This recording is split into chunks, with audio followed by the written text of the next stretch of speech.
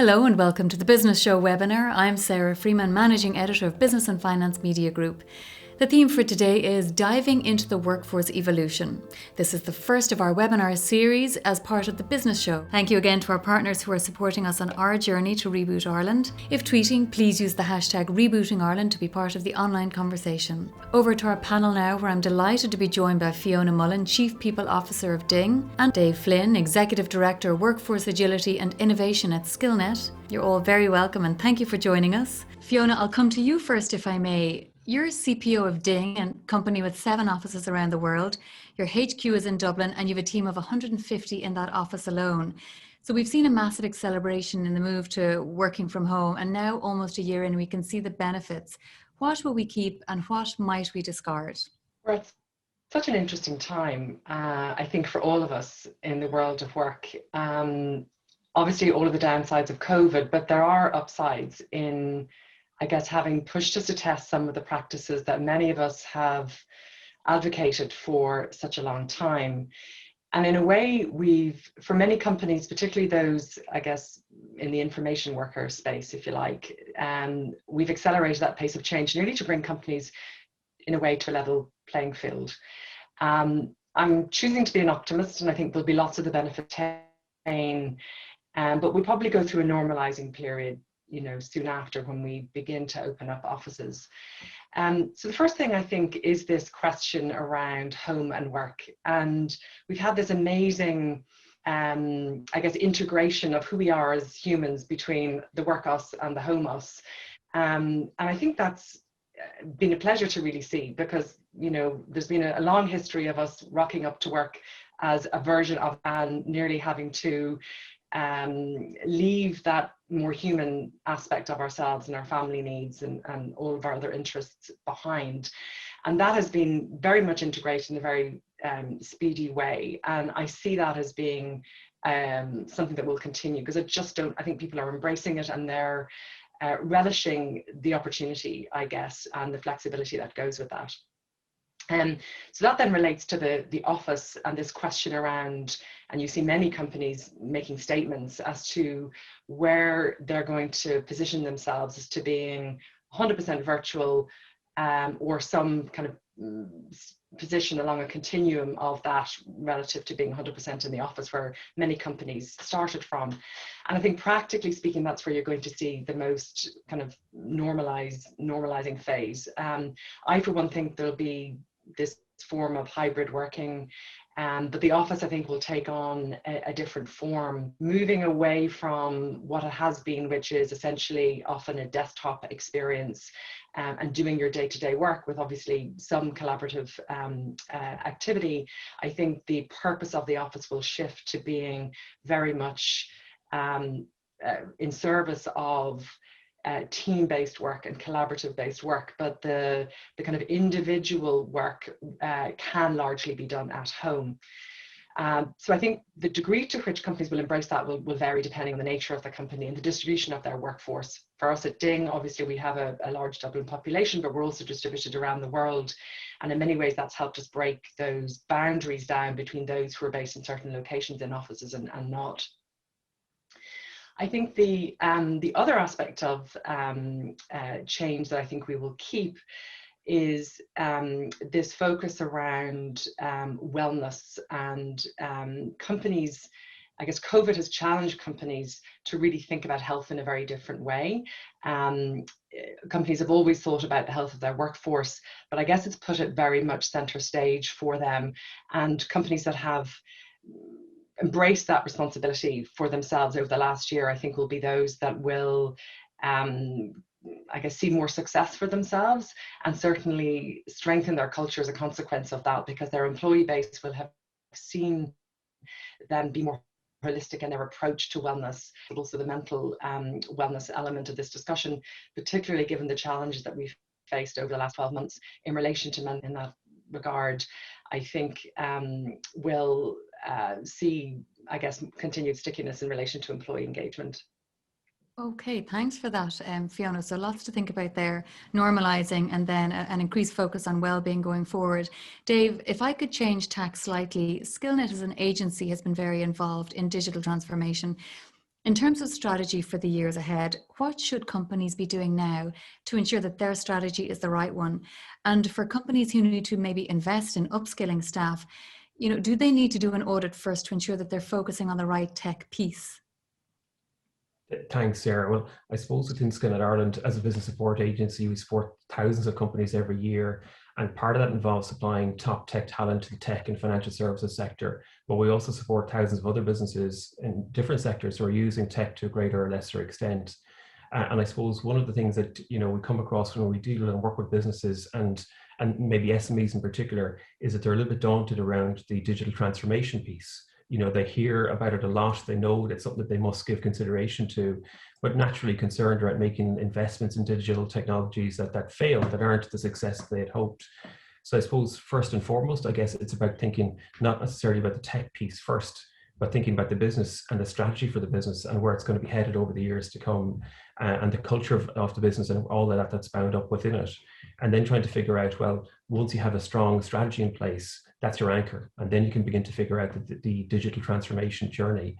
Now, it's not necessarily dictated by size, but I suppose what we see within smaller companies, for example, is that their digital transformation journey might, in the first instance, look at things around reducing the administrative workload, the operational burden, and risk.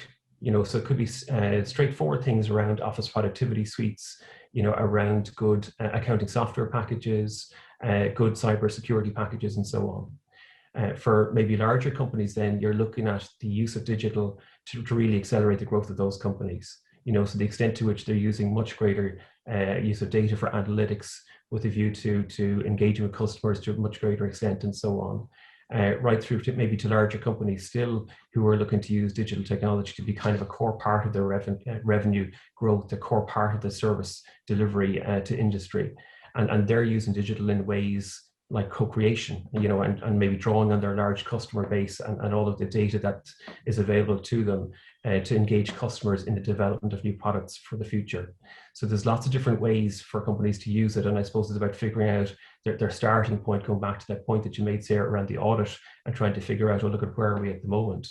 But I suppose one of the things that makes it a little bit more straightforward for companies also is if they can see a roadmap and a route path for their business. Within Skillnet Ireland, for example, we've developed frameworks which kind of allow companies to say, well, look, this is where I am at the moment. This is where I need to be in maybe 6, 9, 12 months, 2 years' time. And these are the various different upskilling interventions that are needed along the way. And that makes it a lot clearer to companies. It takes a lot of the risk out of it for them.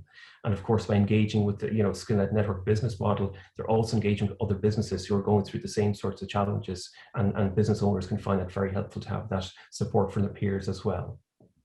Dave, thanks so much. So some really interesting tips there for companies who are looking for guidance on how to start the process. Fiona, if I could come to you next, I suppose the traditional organizational structure has changed.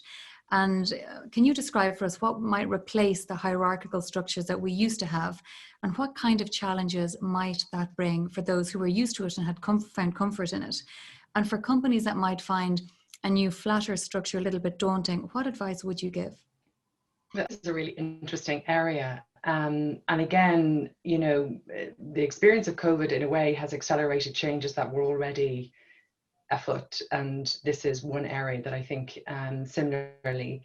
So there's been lots of discussion, research around how to build, your agile organization or your more innovative organization. And in a way, moving away from the more traditional hierarchical structures is being offered as a route to that, so that you can respond with speed, information travels fast, you involve everybody in the kind of lead decision making of the organization. I've had in the last 12 months has both demonstrated that we can achieve change much faster than we thought we could. So I guess the security of the hierarchical organization in a way is no longer useful to us because of the way we're right. So we've in some ways been stripped away, obvious. I think this is really where culture matters, and having so that everybody can understand that the role that they play in that. And as a consequence, you tend to find teams being developed around business problems or around the work, but the decisions get made closer to where the work happens, as opposed to having to run up a hierarchical organization to then be cascaded right down. And even the language that you hear around up and down, this language is quite illustrative of the kind of mindset that we've had around organizational structure in the past, whereas now technology and connection and access and transparency to information within an organization in a way allows information and communication to travel virally. And obviously the new hires that we make nowadays are coming into the workplace who are used to being on social media. They've been brought up with that kind of experience, and they're used to information traveling really fast in a viral sense, and they're bringing that way of communicating into the workplace. So in terms of advice, I would say embrace it. For some of the dinosaurs like me, it's kind of going back to unlearn practices and relearn new practices.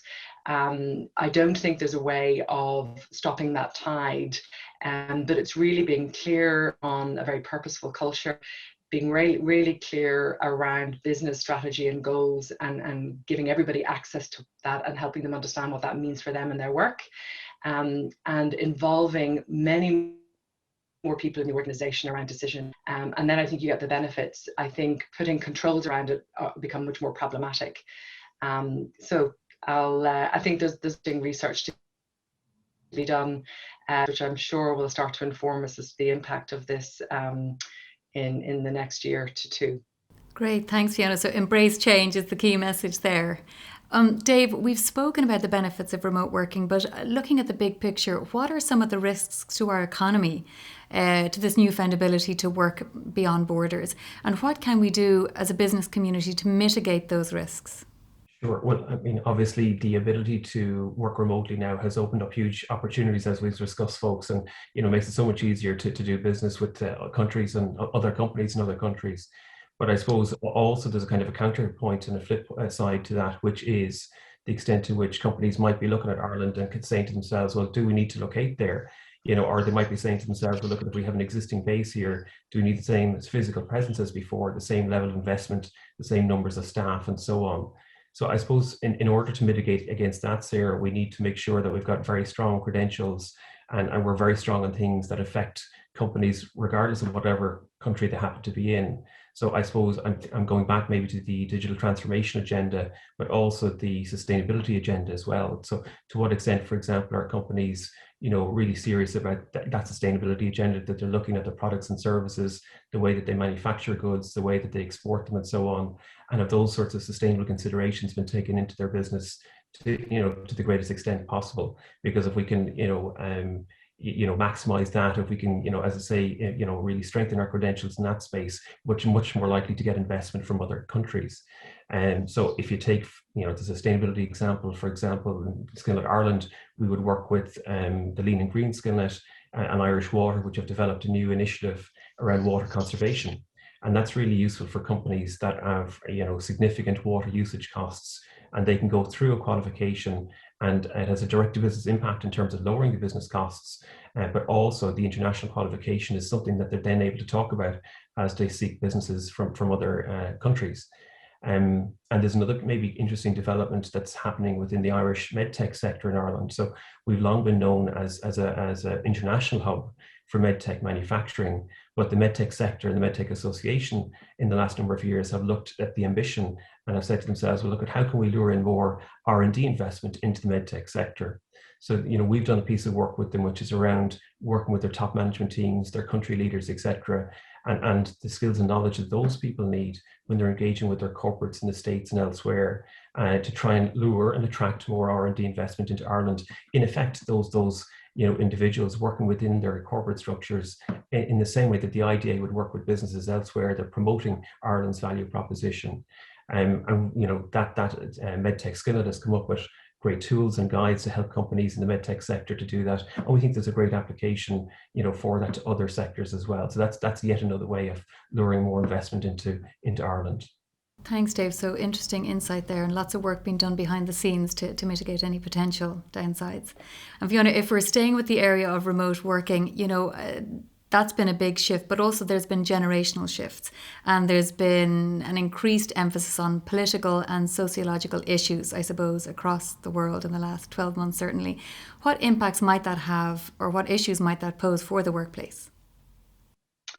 Well, really interesting ones, I think, and I think challenging ones that I think for many of us as leaders and certainly HR professionals will need to continue to grapple with. I think the first is really around, I'll call it values, but if you think about candidates, you think about consumers, they are looking to work for brands that have, I guess, greater purpose in the world than they might have in the past. And obviously there has always been a cohort of people who were, I guess, more socially minded, but extent in an extreme sense, in a way due to COVID, people have seen the need to collaborate to solve big world problems, and they have become more values driven in their consumer. They want to know that their companies they work for are doing some kind of good in the world, and that is of value. Now that can take different forms, and not every company can have a direct social positive value, but it certainly it needs to be keenly aware that it's not doing bad in the world, right? So I think that's these are very interesting questions. Where do companies take a stand on issues of diversity or social unrest? And employees are looking for their companies to take that kind of stand. So I think that's really interesting. I think that's going to grow, certainly as Gen X and Z, Y and Z become an increasingly bigger proportion of our employee population. And for those of us who are parents of that generation, we can even more keenly see how that's going to impact us. At Ding, our purpose is building a platform that allows populations that are largely migrant populations transfer mobile credit as a means of financial value, and we can see the impact that has on their lived experience, and that has real meaning for our employees. Now, I think a related point, but a similar one, is this issue of identity, and I think we've seen a lot of this play out, obviously, in issues in the US in relation to Black Lives Matter, but again, the generations of coming into the workplace, again, brought up on social media, brought up in a very personalized experience where they see themselves as individuals and very keenly aware of their own identity, want to be embraced in the workplace as to who they are individually. And professionals over the years have generally tried most likely to look at the employee population in very general sense and serve up solutions that generally support the needs of the employee population. And that no longer is fit for purpose. We need to be able to provide solutions that allow people to deal with their individual needs. That obviously straddles the whole agenda around diversity in terms of understanding the needs of people in minority groups, but even more beyond that. And I think that's really challenging in terms of the kind of supports and experiences that people have. Now, some of us look upon that as perhaps a form of entitlement. I choose to be an optimist and look at it really as an opportunity, because I think to Orla's point around engagement, if you can do that, and really the kind of engagement that people bring and have in their organization, their ability to bring discretionary effort and really move the business and purpose of the organization forward is far greater, because work has much greater meaning to us than it might have had in the past. Thanks, Fiona. Really interesting insight there. Dave, I suppose changing tack slightly, what will companies do about competitiveness and productivity going forward? Say studies that have shown post-COVID, very positive outcomes in terms of trust, at areas like engagement and so on. But there are, I suppose, a number of international studies now on the productivity piece after COVID emerged, and the findings for those studies are actually quite mixed. Some show a very positive impact on productivity, some none in terms of no impact, and others where actually the impact is negative. And I suppose if we think about Ireland, even prior to COVID, we had a challenge in this country around our productivity piece. And certainly organizations like the OECD and others have been highlighting the productivity gaps between our Indigenous SMEs, for example, and multinationals based here. So I suppose there's a great opportunity for companies now, because they've moved heaven and earth since COVID emerged, to kind of rethink their business and to be thinking about what it needs to look like in future. So I suppose for companies, there's a couple of fundamentals and essentials that they'll be getting right. There's the financial component of it and the analysis there around the key aspects of profitability, the key numbers that make and will make that difference on their business, the much greater use of data to inform decisions and so on. And I suppose more broadly speaking then, as they look ahead, they might be again looking at the innovation side of things and the extent to which in the short term they may be having to use innovation tools, collaborative platforms, etc., in a way that substitutes maybe for some of that stuff that's been happening in the workplace. Although go back to Fiona's point, that will certainly be back on the agenda over the months ahead. So that hybrid working model, of course, is here to stay, folks. So it's about making the best of it. And it's about companies being outward looking as well. So if a proportion of their staff potentially are not going to be based in the head office anymore, are companies aware of, we'll say, the national framework and infrastructure around remote working hubs where they might want to place their staff? What does culture look like for staff who are based in those hubs, and how did they get that right? So all of those sorts of considerations are there for companies. And again, there is help through this from the point of view of the existing business networks, be it Skillnet Ireland or others, that those companies can engage with and again work through these kind of core challenges with other businesses that are facing the same challenges, but also potential opportunities as well.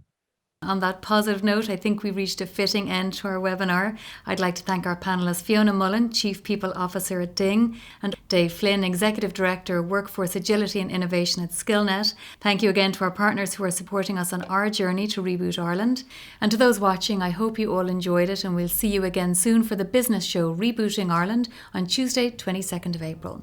Make sure to register for complimentary tickets at thebusinessshowireland.com. Thank you, and we'll see you soon.